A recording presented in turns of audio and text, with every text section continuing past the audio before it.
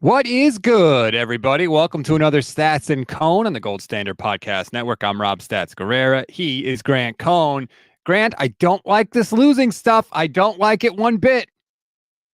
I love it. I think it's really interesting. I think 5-1 is way more interesting than 6-0. So thank you, 49ers. I feel like you lost this one on purpose, almost like Kyle Shanahan was talking about before the game. It's going to be a grimy game. If you say thank you for speaking that into existence, and now we've had so much more to talk about. I feel like Niner fans are a little depressed though. Like I don't think they want to think about this game, talk about this game. They got to wait till Monday night for the next game. I think they're just like, I need a little bye week, a mini bye week to cleanse my palate. You think Shanahan went up to Jake Moody? Jake, just push this one a little right. Don't worry, you'll do us a solid. Yeah, like I want to really teach some hard lessons. It is true though. If he had made that kick, we wouldn't be talking about the run defense. We wouldn't be talking about Purdy. We wouldn't be talking about any of the negatives. All we'd say is, man, the Niners didn't play their A game and they still found a way to win. They're the best team in the league. So if Kyle actually wanted to get some messages across and coach and maybe change some things about his team and get the best out of them, maybe this is what he needed, because you pay attention much more after your losses in life than you do after your victories.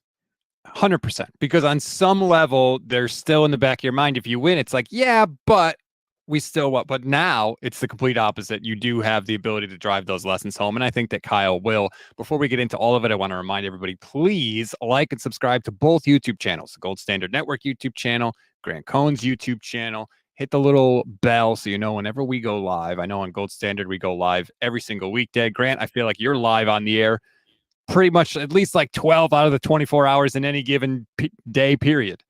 Nah, just usually once a day. But today I got another one tonight, Niners After Dark. There you go. But that's, okay. Trying to, live. I want to get into what I think this week is about. I think it's a big reality check, not just for the 49ers, but for 49er fans. Because I think that there is a huge group of 49er fans that think that acknowledging the flaws of players and of this team means admitting defeat, right? Acknowledging the flaws in Brock Purdy means, oh, the league was right about him. He was a 7th round pick for a reason. He's not any good. No, that's not it. But I think we saw a good example with Brock this weekend, Grant, of how the Niners still have a quarterback that is very affected by the circumstances around him. Those circumstances are different than what affected Jimmy Garoppolo, but I think it's clear, for example, first thing, Brock's not good in the rain. He's not. It's okay to acknowledge that. Some quarterbacks are great in weather. Brock is not. Why not wear a glove? I thought of that. Yeah, like Kenny Pickett does it. There's no shame in it. Or is there shame in it? Maybe I think that's probably why you don't try a glove, because there's like some shame in it. Yep. But whatever he was doing wasn't working. And maybe get over yourself. I feel like that's what I'm talking about with this team. It's a great team, but it's an arrogant team. Extremely. It really lacks humility. And when they do lose, you wonder, like, did you take a lesson from this and change it and get better? Or did you sort of minimize it, justify it? Like when they lost in the NFC Championship game to the Eagles, they never really owned it. They're like, oh, we would have won. We would have won. Like it was one of those games. Like, okay, maybe. But you saying that doesn't necessarily humble you, make you better so that you can win the next time. And I feel like they came into Cleveland like the most arrogant I've seen them in a long time, because they beat Dallas. It's like, cool. Dallas isn't good. You beat Dallas, you destroyed them, and then you like waltz into Cleveland wearing your home reds and start a fight before the game, and it's like kind of play like crap. That's the team that I bet against in the playoffs. You gotta overcome that arrogance, because when you do, then you'll win the Super Bowl. Vish pissed off brother Bob says, win now and we rely on a high draft rookie kicker. I roll. You could make the argument that was an arrogant choice by the 49ers. I do want to talk about the kicker, but I want to get to it later, because I this overarching point about accepting flaws. What's the big thing right now, right? CJ Gardner-Johnson just laying in on Deebo Samuel on social media, calling him a running back, calling him he can't run routes. Guess what, 49er fans? CJ Gardner-Johnson is right. He's right. Deebo does not run routes well. He just doesn't do it. He needs to make his hay by getting open, getting the ball in space, and running. I actually looked this up before the show. I was amazed. Deebo Samuel has 13 career receiving touchdowns in his 5-year career so far. Wow. How many of those do you think came inside the red zone? Ooh, not many. 5. Oh my goodness. The other ones were from way out. Yeah. 62% of Deebo's receiving touchdowns, just receiving touchdowns, have come outside the red zone. Why? Because in the red zone, you don't have running back. the space. You need to run routes to get open. It's really hard. Yeah. He can't do it. He's a running back in the red zone. At the 16-yard line, you put him at running back. But now they have Christian McCaffrey, so he doesn't even do that. Brandon Ayuk has 20 receiving touchdowns in his career. Yeah. How many of Ayuk's receiving touchdowns have come in the red zone?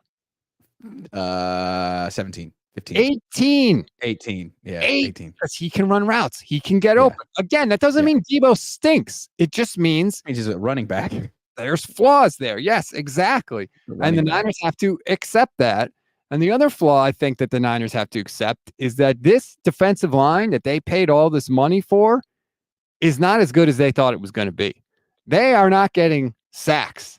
They're just not. And pressures are great, and pressures can help, but were paid and brought together to get sacks, and it is not happening right now. Well, Randy Gregory was a nice addition. Let's see what he did. He had like 30% of the snaps. He had a sack and 3 quarterback hits. Let's see what he does with 70% of the snaps. Now, I think the issue right now is the run defense.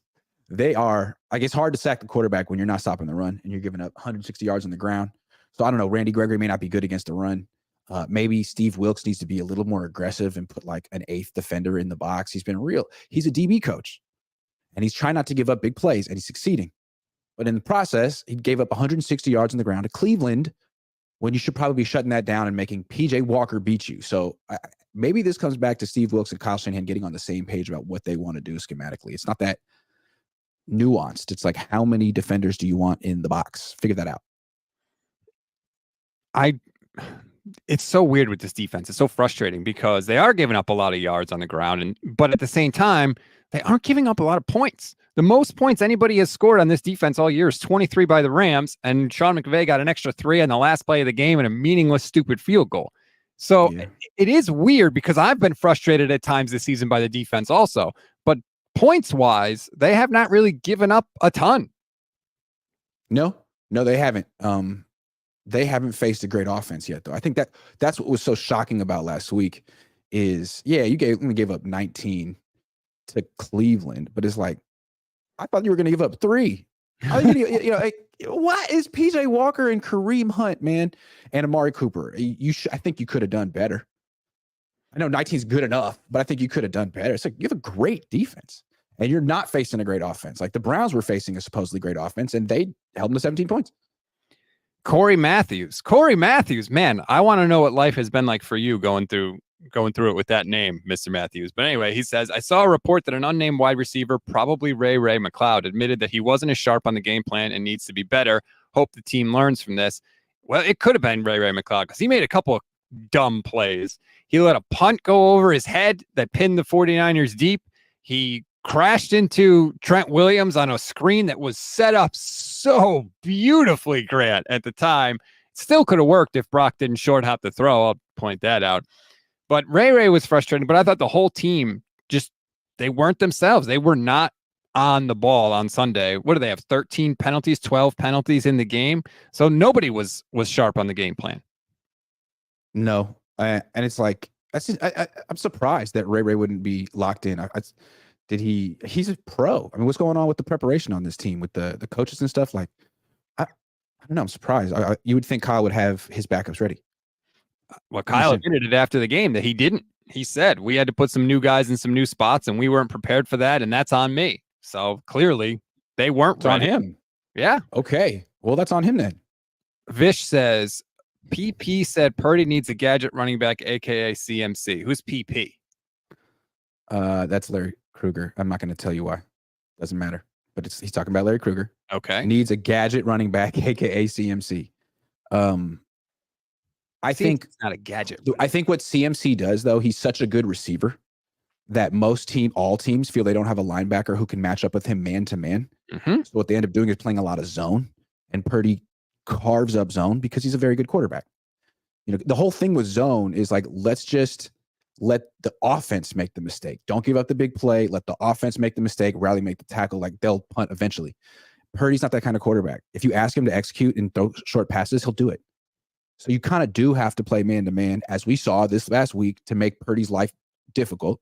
And a lot of teams just don't have the stomach to even try with McCaffrey on the field. I think that's part of what it is. But some teams do. McCaffrey's hurt. We'll see what happens. And we've never really seen Purdy without McCaffrey. I'm curious, because if he does have to face more man-to-man coverage, what's it going to look like? Like, why do you think Seattle drafted Devin Witherspoon instead of Jalen Carter this year? Because Seattle, Pete Carroll's smart. He knows that he has to play man-to-man coverage against the Niners to have a chance. He figured that out. So we'll see if he can do it. If you can play good man coverage, that is good against anybody. Like, if you just have flat out guys that can cover, like, you're gonna be successful. And you couple that with the pass rush that Cleveland has. Because if you think about it, and you get all that motion shifts before the snap, you can probably figure out where the ball should go. Yep. You can look at it and be like, okay, it's cover 4, so I know he's going to be open. And you can get the ball, get it out. And that's what he does. He's so quick and confident. But against man, you can say, okay, it's man. But you don't know which one of your guys is going to win his matchup. So you can look around and be like, all right, I like that matchup. Doesn't mean he's going to get open. I like Ayuk versus this guy.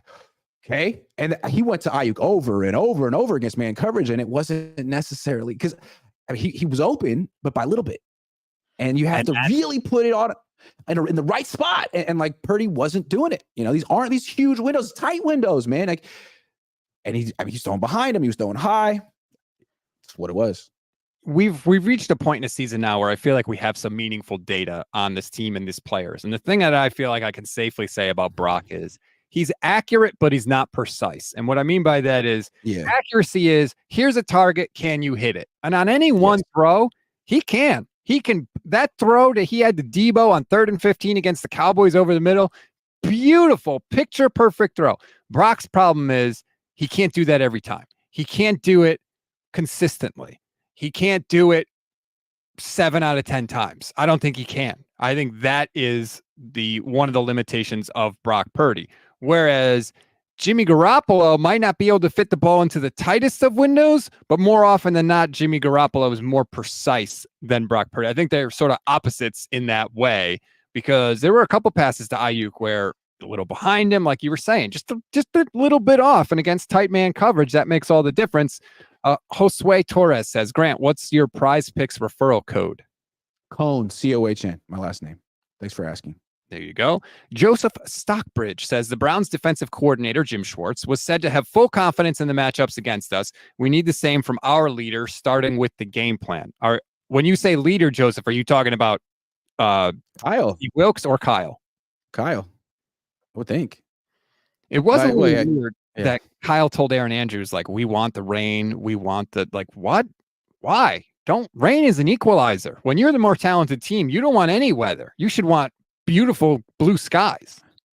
Before the game started, right? I'm watching on television like everyone else. And so it was Aaron Andrews like, Kyle told me today that he expects a grimy game, and he told his players, don't worry about your stats. It's like, whoa. So you're like basically lowering the bar and saying, hey guys, man, we're going to score 20 points tops today. Get ready for it. Like, what? Why? What are you talking about? Why would you even say that? Even if you feel it, why would you say that? It's a weird way to go. Counteract that with the Browns, right? Come out of the gate doing the 49ers boombox entrance. The Browns were hey, yes, they did.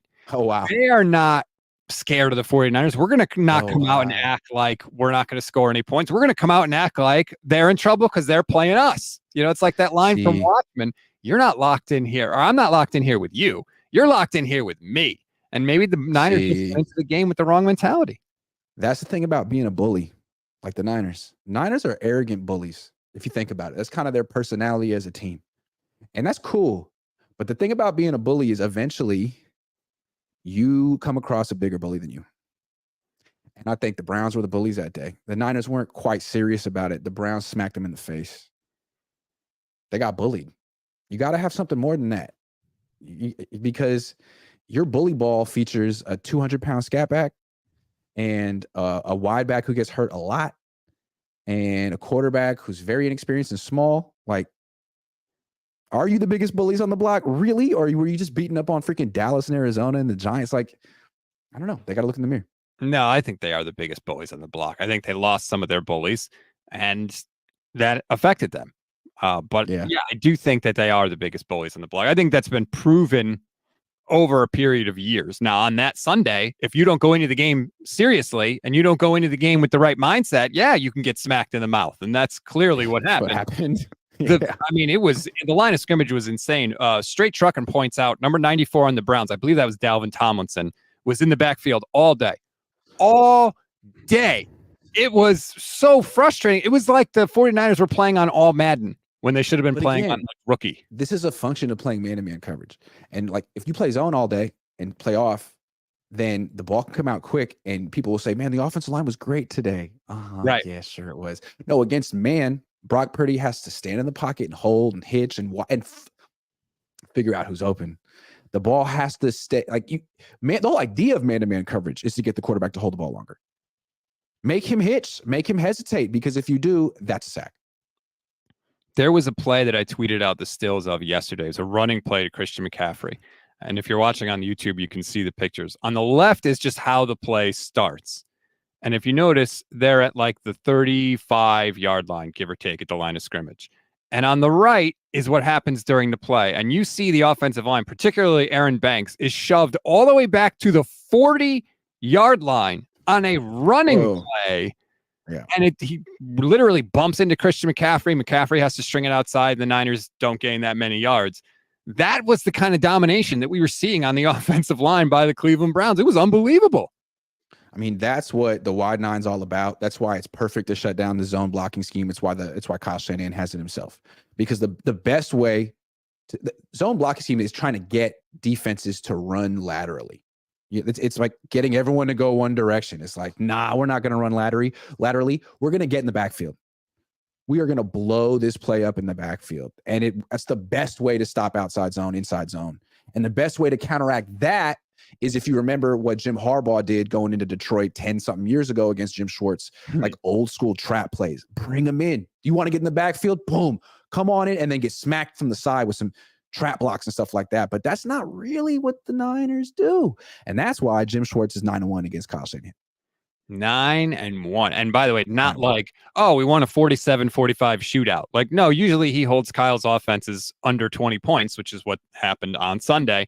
Joshua Wyatt says, George Kittle was humbled on Sunday. They needed a safety blanket with McCaffrey out and the Browns sending pressure. Watch the tape. He wasn't open. He lacks the short distance burst / suddenness he once had. I will say this, Kyle has to find a way to get Kittle the ball. And I know he can. Pierre Garçon led the league in yards under Kyle Shanahan. I've seen him get the ball together. Richie James had like a 180-yard game with Kyle. He knows how to do it. He can manufacture. He can get him open. But to Josh Wyatt's point, he's not getting himself open the way he used to. So on 3rd and 7, I felt like 3 years ago, when they were in the Super Bowl, Kittle was the go-to guy in that situation, and everything played off of him. Now it's like he might run the little out route to the left. Other than that, like, what is the route he's going to run that he's going to win on? That's not like play action, I don't know, man. I think he's kind of right. He's not the player he used to be. He's still good, though. He was dominant a few years ago. I think that's fair. And I also think, honestly, like, George has got a lot going on off the field. He's become a big star. True. I'm not saying he's not putting in the work. I'm just saying there's a difference. Like we always talk about with Ayuk in the contract year, right? There's that hunger there. There is that burning desire that is hard to replicate unless your circumstances around you are right. Kittle's been paid. He's an older guy. He's been in the league for a few years. I'm just saying, does he have that same fire? I don't know. I'm not saying he doesn't. I'm saying I don't know. Well, I feel like there's a bit of a phenomenon that he steps up in big games. And I feel like maybe at this point in his career, at his age, all the thing he's a kind of a crossover star. He's waiting to be a WWE wrestler. Maybe he just can't get up for the 10 a.m. game in Cleveland. Maybe he's like, yeah, okay. Like, Thursday night football, Sunday night football, Monday night football in Minnesota with everyone watching. That's his Monday Night Raw. Like he'll have a shirt on. He'll make it about him because it's a big event. But if it's just the Browns on CBS or Fox, maybe he just can't get up for it like other people can or like he used to. Is that possibly human nature? It's possible. Or maybe he's just not getting open. I don't know. I do want to point out that he did have a ton of good blocks in the game and did a good job blocking. He did. His blocking is great, but we need more than that. You're not an offensive lineman. You're a tight end. So Kyle's got to find a way to get him the ball. George has got to find a way to get open, especially with those guys hurt. With McCaffrey and Debo not in the game, Ayuk and Kittle should be enough. And a good running game. Like, it's not like the running game is not good. Elijah Mitchell's fine. Jordan Mason's fine. It should have been enough. Whoa. Jordan Mason. I'm his biggest fan, so I'm not going to let you say he's fine. Okay. He's averaging 5.9 yards per carry for his career. Right? Yes. But give him a chance. His problems are not running the ball. It's everything else a running back has to do where they don't have faith in him. Blocking, running routes, knowing the assignment. Lining up in the right spot. Kyle called him out publicly by saying he lined up in the wrong spot on one of the plays. Find a way to work with him, man. He's giving you almost 6 yards a carry, man. Can't you? Obviously, it's not ideal to start him, but you got Christian McCaffrey hurt because you used him too much. We all told you not to do that, so now you got to do this. You'll be fine. McCaffrey will be back soon. Hopefully. And we can get to that too. Joseph Stockbridge says, I was coming from LAX during the game. I didn't see that boombox thing. That's quiet confidence, ironically. Well, it's not that quiet when you come out there. It's not actually quiet, but it does show confidence. Ironically, leaders as in Kyle and Wilkes. Yeah, okay. So that goes back to his earlier comment. So I would like to see Kittle more involved.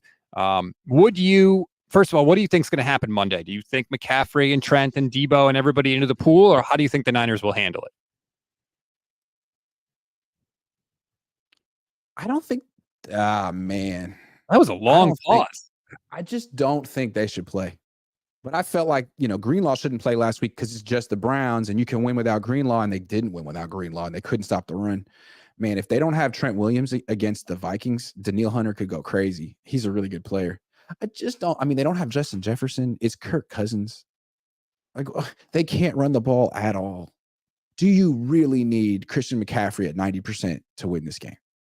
I don't think it's smart. Even if he can't further injure himself, Trent Williams is so important to you. If he's 80%, can't you give him a week off and find a way to beat the Vikings? And Debo, I don't know. If he's fine. If it's just a shoulder injury, if he's okay, fine. But I just feel like this is a good week to be cautious. I don't think you're going to lose to the Vikings. Maybe I'm wrong, but I don't think you're going to lose to the Vikings. Especially on artificial turf. That has to be a factor too, right? Like if there was ever a week where you're going to be cautious, you should be able to beat the Vikings with the other people that you have. You should. And to me, I look at it like, look, you've got 2 games before the bye week. If you split the 2 games, you're fine. You are absolutely fine. If you were 6-2 going into the week 9 bye, you're good. I think the Niners would have taken that before the season started. And especially with one of the wins coming over the Cowboys. So you're not even, you have that tiebreaker if you need it later in the season. I would be totally fine if the Niners go into the bye 6-2. And if that means you lose one of the games because you rest these guys, I can live with it. Yeah. I think it's the right thing to do. Also, I'm not a scientist, but don't they say if you're injured and you fly across the country, that it sort of increases your inflammation and it sort of slows the recovery process? It just seems like it's another cross-country flight. You just did that in Cleveland.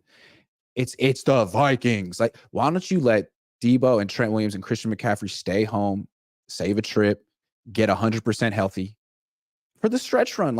That's what it's all about. Not now. This is a good time to learn how to win without some players. You don't if it were January, yeah, they'd all be out there at whatever percentage they're at, but it's not. Right. And it's the Vikings. You're not playing a playoff team this week. You're playing a team that's on the verge of selling all their assets at the trade deadline. That's what you're doing. And also, we all know, if Kyle plays McCaffrey, he's not playing him 10 snaps. He's going to give him the full Christian McCaffrey workload because that's what Kyle does when he's in there. So I feel like you can't even do that. You can't even play him, but not really play him because Kyle doesn't do that. If McCaffrey plays, he's getting the ball again and again and again. And I've seen some Mayoko reported, it's a pain tolerance issue. Every injury, first of all, is a pain tolerance issue. Unless your arm or your leg or your ankle falls off, it's all pain tolerance. But you can't tell me that, McCaffrey can't make it any worse by playing. Of course you can. It's obvious. Cracked a rib? Have you ever? I don't know if he cracked a rib. Have you ever cracked a rib? I have not cracked a rib, no, but I've had rib injuries and everything hurts when you have a rib. So painful. So painful.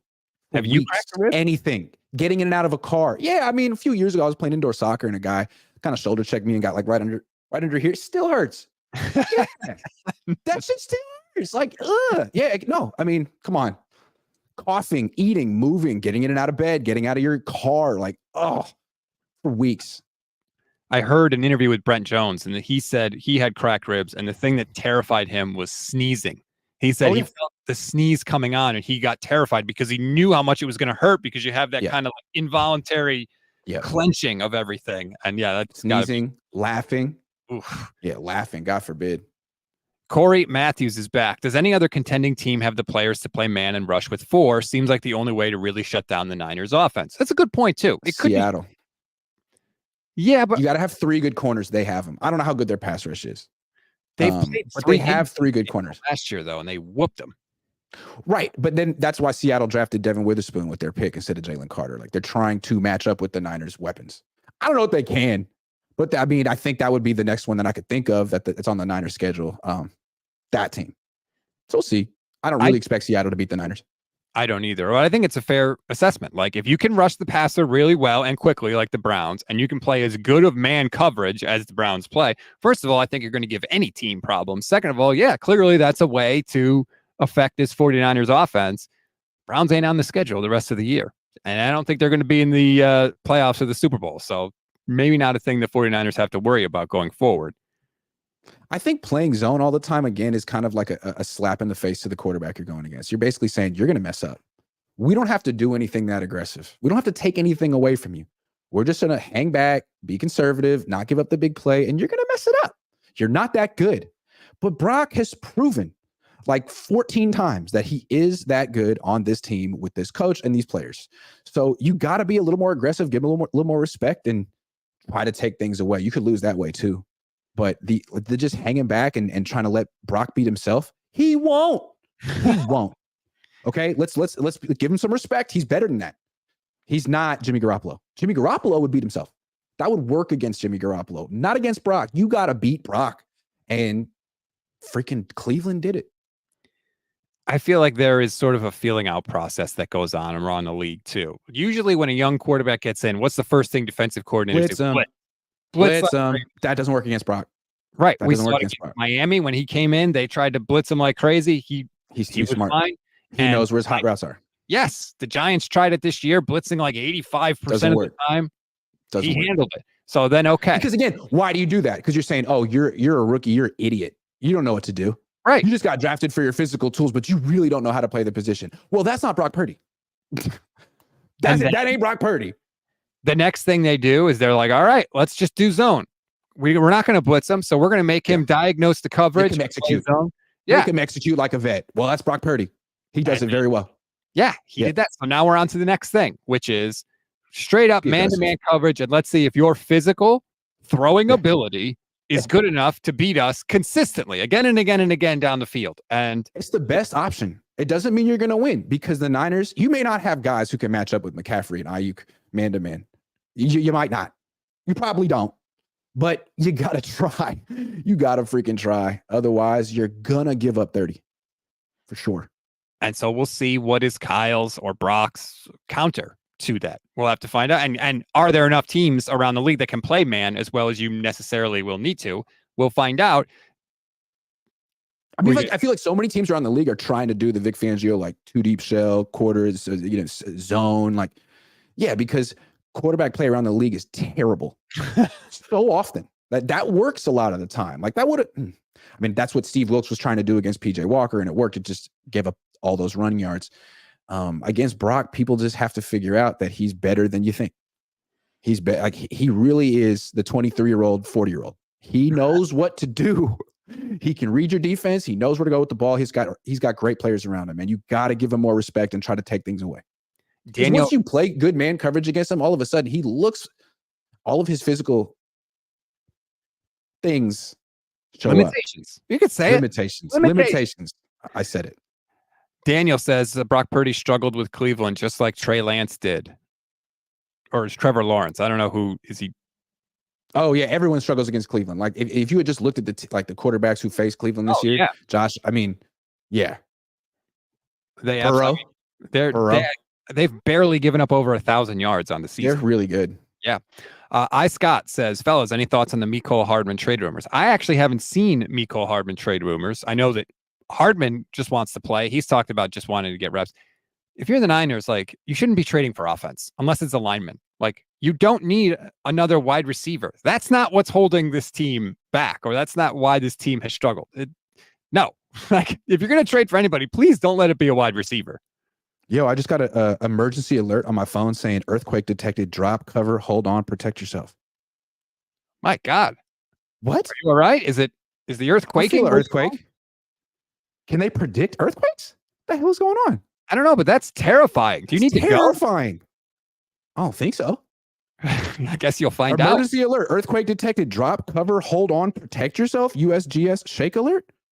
Protect yourself from... How are you going to protect yourself? If it's an earthquake, giant stuff's going to fall on top of you. Dude, if stuff starts shaking, I'm out. Okay. If I start running away, it's because stuff starts shaking. That's terrifying. Thank God I live in boring old Connecticut. Did anyone else get that? What is that? What? Yeah, people in the chat. Earthquake. Bryant Culp says earthquake. I just got that warning too.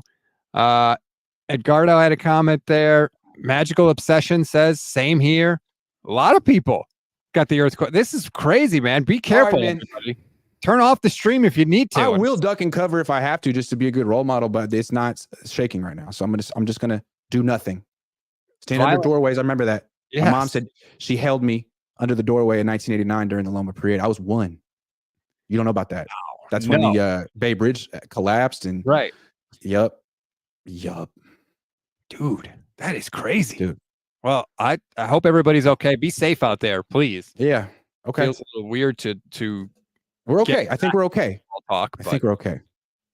If you need to take care of things, take care of things. So Monday Night Football, it does suck that you mentioned it, that we have to wait like an extra day because we have that bad in our mouth. I forgot how much it sucks to lose. I forgot what that feeling is like watching the game. I kept thinking they were going to come back, especially when Lenore gets that pick. I'm like, okay. Yeah, let's talk about why that feeling. Because, like, ever since the Niners got McCaffrey, they've had this whole, like, we're unbeatable thing going on, right? They've never lost a game. It's like, and the one loss against the Eagles, they totally explained away. We didn't really lose that game. We were going to beat the Eagles, but stuff happened. It's football. All right, well, you just lost to the Browns, man. You can't say anything. They beat up Christian McCaffrey. They beat up Deebo Samuel. They made Brock Purdy look worse than any team has ever made him look. And yeah, you would have won if Jake Moody had made a kick, but like, you lost to PJ Walker. And I think that's like really tough. That's a tough, sobering reality check for the people that thought this team was going to go undefeated and that Brock Purdy was the next Joe Montana. A lot of people felt that way. I do think you're right about like swallow the loss, like accept it. Because there has been a bunch of that with the 49ers. Like, yeah, we lost, but we didn't really lose. We didn't totally lose. Like, no, right. You got beat. Yeah, against Cleveland, you got beat. You got beat physically.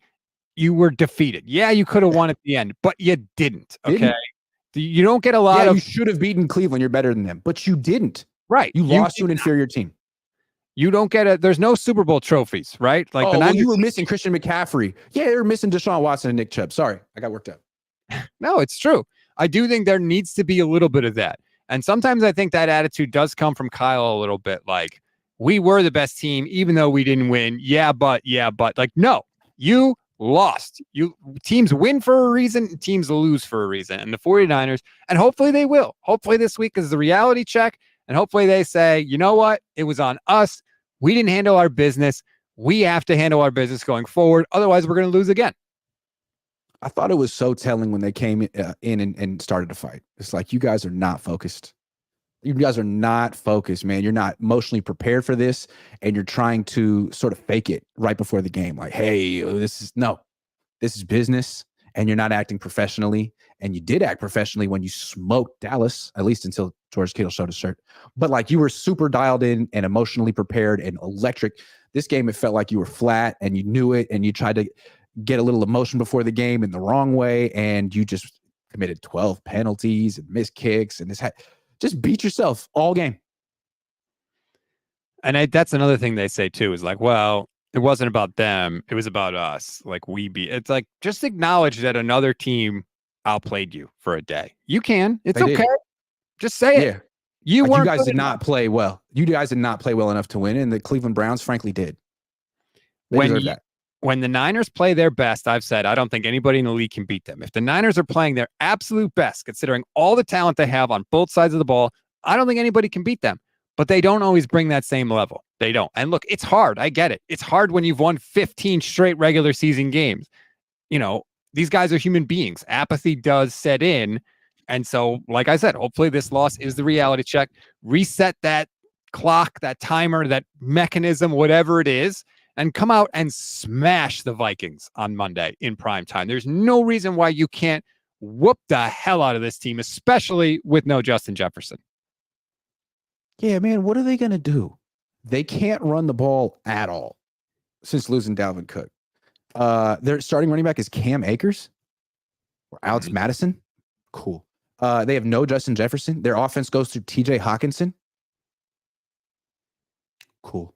Yeah, no, like, there's no way. The only way the Niners lose this game is if they beat themselves. Just take it seriously and don't do that. I mean, the Vikings could play man-to-man coverage if they want to. They could try to replicate everything the Browns did. They don't have the talent that the Browns had. And I think the Niners, they should be able to win this comfortably even without McCaffrey. But we've never seen Purdy really play a full game without McCaffrey. I'd love to see it. What does it look like? I'd love to know. And we're going to, it sounds weird to say. I hope we're going to see that on Monday. It's very, very weird. Let's get to the other big discussion this week, obviously coming out of the game. And that, of course, is Jake Moody and the kicker and the kicking situation. Jake Moody had his worst game as a professional on Sunday. He missed from 54. He missed from 41 to end the game. And the torches and pitchforks were out. People wanted Robbie Gould on speed dial. Apparently, people forgot that Robbie Gould made 84% of his kicks last year. That's fine. What are you going to do when Robbie Gould misses? That would be my question. And by the way, if Robbie Gould is so good, how come no other team in the league wanted Robbie Gould either? He's on his couch. He's available for a reason. I am not on board the Jake Moody missed a kick, so we have to cut Jake Moody train. Sure. That's not a question, but I'll talk. The thing about this, I don't know if Robbie Gould is the answer, but he's looming large over Jake Moody, and you can see it all over Jake Moody's face. It's one thing to replace Jimmy Garoppolo at quarterback. That's not a tall task. I think any quarterback thinks he could do it. Brock Purdy probably thinks it's the easiest thing in the world. Brock Purdy knows right now, probably knew it last year, I'm better than that guy. And he is. Like, Jake Moody is not in that position. Jake Moody can't know that he's better than Robbie Gould. Like, Robbie Gould is the 9th most accurate kicker of all time. Maybe he's washed, but you're replacing a potential Hall of Famer who was not a product of his scheme or supporting cast. Like, he's on his own. It's just him kicking a ball. Now it's you kicking the ball, and you might be better than him. You might have a stronger leg, whatever. But, like, I think the enormity of the situation, the pressure to replace him on this team and be as good or better than him right now is messing with him, man. Messing with him mentally. I think he's got a mental, his issue isn't his physical ability to kick a football. I think he's just got the weight of the world on his shoulders right now, and it's the Robbie Gould effect. Replacing him is hard for a kicker. I think, isn't Robbie Gould his mentor? And doesn't he really look up to Robbie Gould? I'm just saying. They did have some communication, I believe, right? Either before he was drafted or right after he was drafted. Maybe he's going to call Robbie again and get some advice. I don't know. I agree with you. Robbie's going to be like, hey, clear out your locker, baby. I'm coming back. The advice is to have your locker cleared out before I arrive. The battle with all kickers is mental. I really think the kickers that fail, I don't think it's a physical issue. I don't think it's because they're just not able to do the job physically. It's because it's a mental thing. You gotta stuff that. If you're Jake Moody, forget it. Never happened. If he made the kick, you have to stuff it, right? Like, you just have to shelve it and move on to the next one. And hopefully he can. The Niners went out of their way to tell us when he was drafted how mentally strong and mentally tough he is. Can we go back and talk about that for a second? And what did they say? They said that they put him under a really strenuous test. Yes. In their workout, right? They talked about all the weird stuff they did. They were like, hey, okay, the game's on the line right now. Like, simulated pressure. Mm-hmm. You can't simulate pressure. They really told themselves that they could create those conditions in a workout and that he passed the test. No.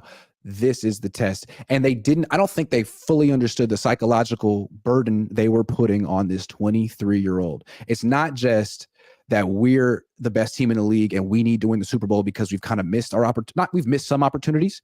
It's not just that. It's that you have to replace Robbie Gould in the process. He's never missed a kick in the playoffs. So essentially, at some point, you got to be perfect. And if we lose a game where you miss a kick, dude, I just don't think they understood how much dizzying pressure they put on this kid. And I don't know that any 23-year-old kicker straight out of college can cope with that. Robbie Gould can. Robbie Gould, I mean, we saw it for the last 7 years. Like, he loves kicking a football. He's immune to the pressure in ways we haven't seen from many kickers ever. Yeah. He's at his best in big moments, if we're being honest. I mean, so, it's tough replacement. He was not perfect, for sure. I want to get to something that Levin Black pointed out, because I thought this was interesting. You talked about, like, you can't simulate the pressure of being in a game with the game on the line. The Niners may have done everything you could possibly do to try and test Jake Moody, but it's not the same as the actual test you face when you're in the games. Pulling this up, what do you notice about these? Are Jake Moody's stats in college as a field goal kicker. Let me bring your attention to, at home, Jake Moody was 90% on field goals. Very good. On the road, in his college career, Jake Moody's percentage went all the way down to 67.9%. It's generally so weird. Tougher to kick on the road than it is at home, right? Tougher environment, right? More pressure. More pressure, more mental difficulty. I'm not saying Jake Moody can't overcome it. I'm just saying the closer numbers than what the 49ers put him through is him actually performing in games on the road in college. And he was not a very good kicker on the road in college. He wasn't. How did you find this? Levin Black is, Levin. Hey, shout out Levin. That's amazing, man. On the kicker. That's to me, because what we're talking about with Moody is his mental strength at this point, I think. I mean, you missed a 41-yarder with a game on the line. I think we're talking about mental strength and confidence, and this speaks to it. So I don't know. I'm not a psychologist. I can't say. But we see his face on the sideline. We see his body language. We see his results. Maybe if he were on the Cardinals, he'd be free and easy, having a great time, kicking the hell out of the ball. But here, he looks like he'd rather be doing anything else. So I will be miserable. Glued in on Monday. Every extra point, I'm going to be like I was all year, leaning forward.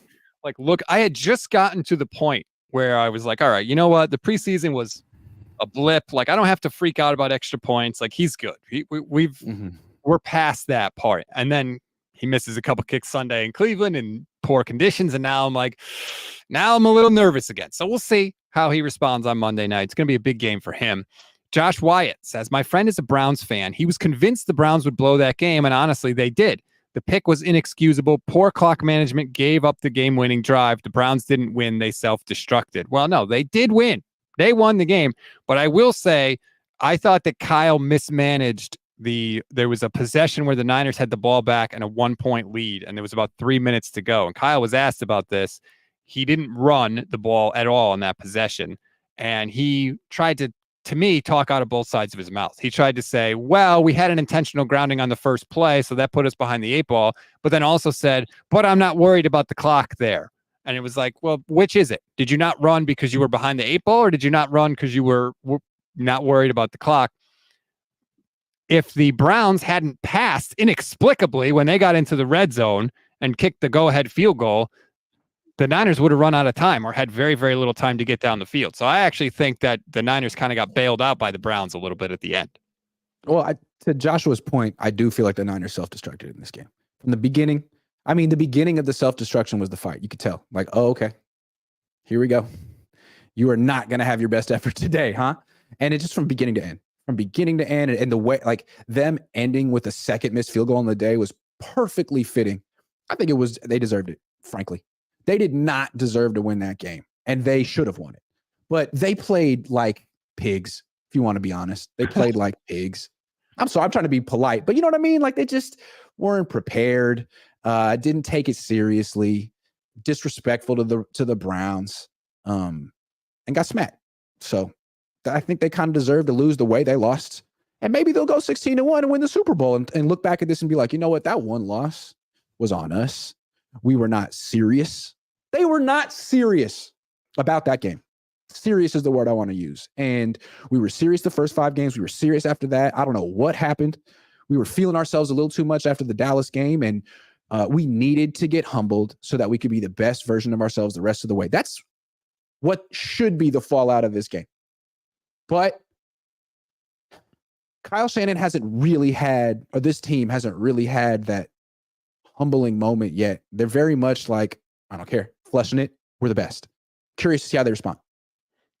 Monday is going to be, I mean, if they may have been feeling themselves going into the Browns game, but Monday better be, I don't care if McCaffrey's out there or not. It better be all hands on deck. Let's show the world that we are the team you thought we were, the team we thought we were before the Browns game.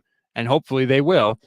King of Spades says, where has Kinlaw been? Kinlaw's been fine. Kinlaw was the guy that forced on Lenore's interception. Yeah, Kinlaw's the guy pressuring the quarterback that caused the throw. So Kinlaw's been good.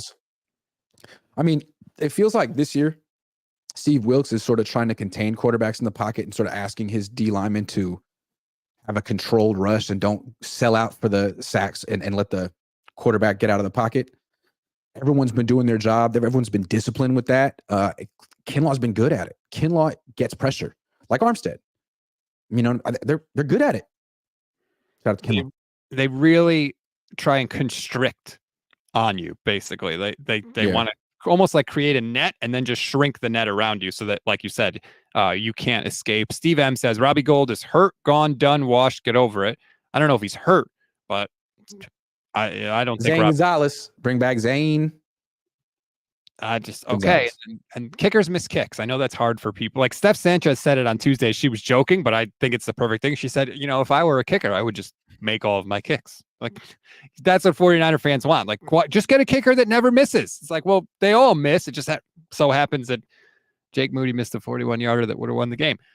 Josh Wyatt says, from a Browns fan's perspective, they should have won by 14, blew the game like they always do, self-destructed, and got bailed out by a missed field goal. The Browns were playing with their third-string quarterback that was coming off the practice squad against a team that's way better than they are. I don't want to bang on the Browns too much, especially when they actually won the game. Yeah, man, PJ Walker's awful. Like, and that's what I keep saying. Like, okay, there's no way the Niners should have lost that game to PJ Walker. They found a way to lose. And frankly, they deserved to lose because they played so poorly. Nick Bosa said it. We did not deserve to win this game. Nick Bosa said it. I like his honesty after losses, man. Yep. Because he has a standard for himself that he holds to the whole team, and it's obvious. They were nowhere near. They were talking about the standard, right? Because after they beat Dallas, it was like, man, you really put it on. I'm like, well, you know, it's not really. It's just how we play. It's our standard. Man, where was it in Cleveland, dude? From the beginning to the end, where the hell was it? Bring it back. You have a standard. You've established it. You've been together 5-6 years. Come on. They miss Greenlaw, too. Greenlaw's intensity on defense. Greenlaw is the one that brings the violence. Fred Warner like flies around everywhere and he can cover anybody, but he's not violent the way Dre Greenlaw. Dre Greenlaw is a madman out there, and I felt like they did miss it a couple of times. I don't think they're running. I still think of Fred Warner as a DB. He was a DB in college. He's great in coverage. He's a big DB who's a good tackler and, you know, 240 pounds. But Greenlaw's a linebacker. Greenlaw's an old school, hit you hard, hurt you linebacker. You know, he's the water boy, not Fred Warner. I would agree. Zach Rivero. I'm sure Moody will be fine the rest of the season, but it's the big games that worries me. He looks like the Dak of kickers.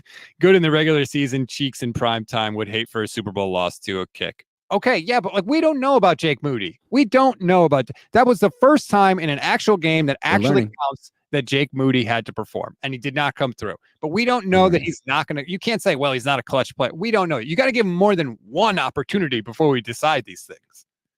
Yeah, but I just feel like Kyle's very impatient, and I think there's two people on his like naughty list right now that he has a much shorter leash on than people realize, and I think it's Moody, and I think it's Purdy. Like everyone thinks Kyle loves Purdy, and that Purdy's ironclad here for a long time. I don't think so. You heard what Shannon Sharp said about him a few days ago. I think that's how the Shanahans feel. The Shanahans didn't discover Brock Purdy. The scouting staff did, and I think they feel that Purdy's 100% a product of what they do. of what Kyle does.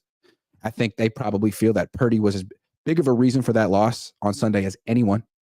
And if he plays that poorly again next week, Kyle loves Sam Darnold.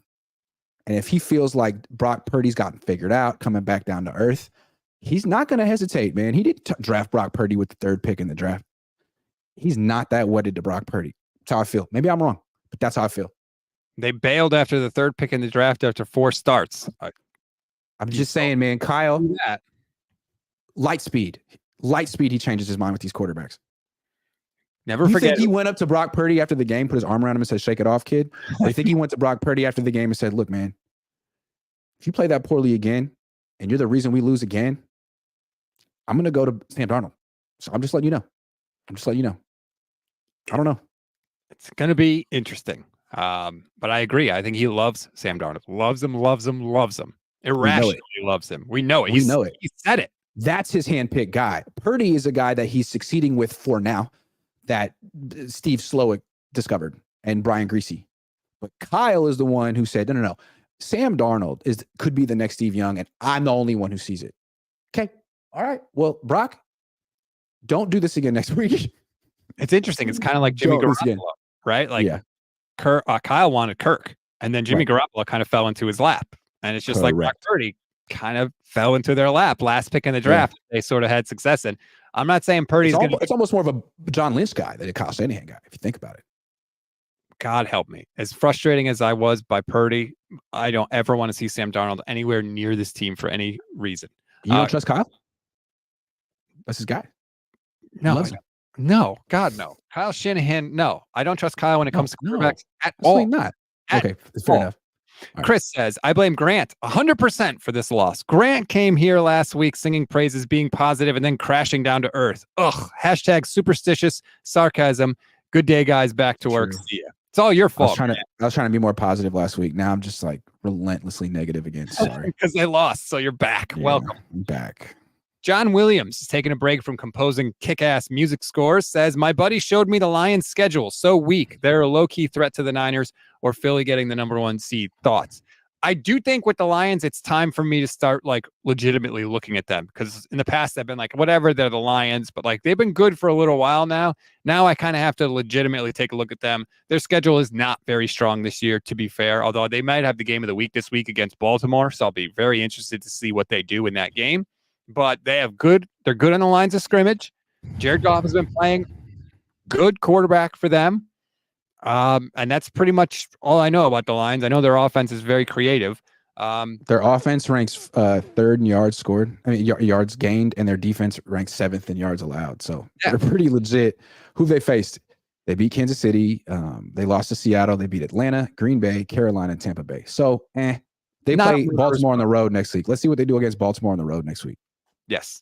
Daza 0187. Who was the interior lineman that Dalvin Tomlinson kept beating to get pressure? Take your pick. I think it was all of them. He was living. He might as well have been in the 49ers huddle. That's how much penetration he was getting. It was a whooping. It was a bad Aaron Banks game. Not just for that one play I showed. Just it was a bad game. He had a bad game. It happens. Josh Wyatt says, my point is that the loss is worse because the Niners managed to put the Cleveland Browns, a team that was desperately trying to give away the game. Well, they all count the same, fortunately. It's only one loss, no matter how bad we think it was. Yeah, but you're always going to be able to say that this team lost to PJ Walker, which hurts. Like, I know it's not just PJ Walker, but it is in football. Like, you can say that. And it happened. And it's embarrassing. You're embarrassing. It's humbling. Let's call it humbling. This is a team, again, that had convinced itself that it was invincible. And you lost to PJ Walker. Like, that is the humbling moment that you needed. And if you face this, you might not lose again this year. But if you don't, and you do the thing you did in the NFC Championship game when you said, we should have won. We should have won. So let's not do anything differently. It's going to get you again. Your arrogance. And this is different than the NFC champ. Like, you ran out of quarterbacks in the NFC. I get them saying, we didn't lose this game. It was weird circumstances. I kind of agree with them on that, but that's not what this is. You lost because you lost, and you should have to acknowledge that. And This is sort of a fork in the road, and we'll see how it goes. It's the first time in the Brock Purdy era where they really have to acknowledge a loss. Drunken Ninja says the ghost of Jose Cortez came back to haunt us. Damn, there's a freaking name from my nightmares, a kicking name from my nightmares. Steve M says this loss is on Grant for not traveling to Cleveland. Apparently, you are to blame for all of the 49ers struggles, Grant. I'm not going to Minnesota either, so let's see if they can win without me. I'm sorry. They get quality control staying home. Silverado Kev, what up? Kev, he says, I'll say this again on the show tonight, but we truly miss Greenlaw's read and react skills and play recognition, especially in run support. Absolutely. Absolutely. Silverado Kev. I love Silverado Kev. He's right for me. Man. Great Fred guy. Warner said, like, whatever you think of me, think of Greenlaw. Like, he tried to tell everybody how important he is, and I think maybe I was underestimating how much they would miss him, being like, well, they still have Greenlaw and Bosa and blah, blah, blah. Like, no. Dre Greenlaw is really important to this defense in a lot of ways. I think he's the most underrated player on the team. Like, he should be a Pro Bowler, but he hasn't been one. And it's because the Niners don't really promote him, and everyone thinks that Fred Warner's doing all the work when Greenlaw is kind of the one doing the dirty work on this team. Like, Fred Warner gets to do the glamorous stuff. He's dropping the middle of the defense in coverage and be right in the middle of the action when the quarterback throws the ball over the middle. But Greenlaw is just running sideline to sideline, hurting people. No one cares. Well, I think like Greenlaw. Fred is making splash plays, right? Interception, sack, forcing fumbles. Greenlaw is the guy that flies across the field, gets to the ball carrier 3 yards after the line of scrimmage, and stops it from becoming a 6-yard gain, which totally changes the next 3 downs. Like, that's what Greenlaw does. That has been so valuable. When I was at the game against the Cowboys, you could see, because you're so high up, so you basically have like the all 22 view for every single play. Greenlaw was everywhere. He was like a freaking phantom out there. It was unbelievable. I was so impressed after watching that game. Brandon plays fast. Yes. Says, I'm concerned about the turf in Minnesota and our injuries. Trent has a bad ankle, and that turf has injured Kelsey and Jefferson this year. U.S. Bank turf is bad. I think it has to be a fact. Great point. Again, and you got these players who are less than 100%. You really want to put Trent Williams out there on that turf. You really want to put Debo and McCaffrey out there on that turf. Be careful. You weren't careful with McCaffrey the first few weeks. Now you have another chance to be careful. Come on. And Kyle, you're a genius, dude. We all know that you're a genius. Like, you don't need the full deck of cards to win this game, do you? You have Kittle and Ayuk and Jordan Mason. That's not enough. You have Ross, the boss, Twelly. God. Come on. Stop. He's been on your team for like 7 years, man. Like, what is he doing here if you're never going to throw on the ball ever? Come on, man. Ross Twelly. There's a name. He's not here to block. Keenan says, I didn't get to watch this week's game. That's why we lost. Damn it. I mean, come on, people. You have to do your part for the team. All right. It's your fault.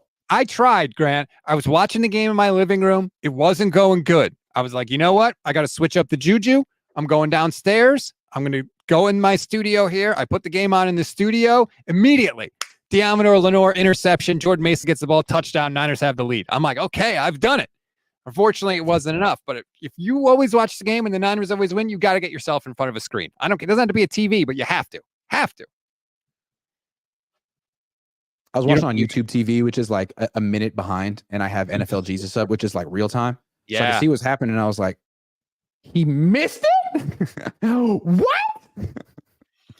It's one position the 49ers don't have an all-pro at. Jason says, imagine having Brandon Ayuk and Jordan Mason and George Kittle and JJ. Why am I blanking on JJ right now? Jawan Jennings. And Ray McLeod, and saying you're short weapons. No excuses for the offense not being able to move. We have an embarrassment of talent. They do. Even with guys injured, you have more talent on offense than a lot of teams have with all their starters. And Jimmy Ayuk and Kittle are Pro Bowlers, and Jordan Mason is producing like one, although he hasn't gotten. Yeah, seriously. Jimmy Kwan, keep up the good works, gents. I miss your Toy Story shirt stats. Okay, I wore a plaid shirt one time on a show, and Levin, that jerk, said I look like Woody from Toy Story, and now everybody has chimed in. So now I can't wear a flannel shirt or a plaid shirt on any show ever again. Ever. Levin's jerk. That's the key takeaway, is that Levin is a huge jerk. All right, that's going to do it for this edition of the show. Thank you, everybody. Thank you, Grant, for hopping in. Like and subscribe to both YouTube channels, the Gold Standard YouTube channel and Grant Cohn's YouTube channel. Grant, you said you're going to be live later tonight, 49ers After Dark. Everybody tune in. If you click the little bell, then you'll get notified every time Grant goes live. You won't miss anything. And you don't want to miss anything because this team is always freaking interesting, man. It is a nonstop content factory. Enjoy the rest of your Wednesday. We just got a couple comments over here at the buzzer. You guys don't listen. We need to sign a tight end that can block and finally free up Kittle. They drafted. Yeah, that's like a comment from 5 years ago, man. I mean, yeah, that's true. They drafted Cam Latu. Man, he was terrible. Oh my goodness. Cam Latu. Wow. Last one, 69ers. Sorry, Cam. What you did there. Are the 49ers 6-0 if Gold is on the team? You're just trolling me now. You're okay. That's how we're ending the show. Boy, what a downer. Yes. They'll never lose again. All they need is Robbie Gold, even though he was on the team for like 7 years before that and they didn't win a Super Bowl. Anyway, enjoy the rest of your Wednesday, everybody. Grant, thank you very much. Sign Robbie.